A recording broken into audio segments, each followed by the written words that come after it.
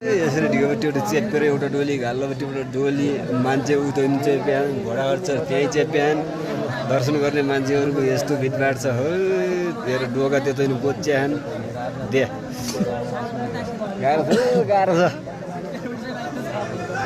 यस्तो डोली हेर्न सजिलो पिटरलाई हालिदिनु है पिटरलाई अनि मान्छेहरूको हेर्न दर्शन गर्ने मान्छेहरू त्यत्तिकै छन् डोली बोक्ने मान्छे त्यत्तिकै छन् ओहो डोकामा ऊ ताने खान तन्का खान अब यहाँतिरसम्म रोगी फाल्ल्या छ यहाँ त्यो बोकेर कुदिया अब हिँडाइ यस्तो छ कोचा कोच के हो यस्तो ढिगोतिर ठाउँ पनि छैन यो भिर हो तल खोलो तलै सर्लक्कै बार लगाएको छ माथिबै पोहोर पुरा यस्तोमा हिँड्नुपर्छ पैसा कमाउनु गाह्रो छ डोली बोकीले खुइ मान्छेहरू हेर्नु जरक्कै पारेलाई फेरि यस्तो छ डोकामा यो चाहिँ यमुनायात्री हो केदारनाथदेखि यमुनायात्री आएर हिँड्छ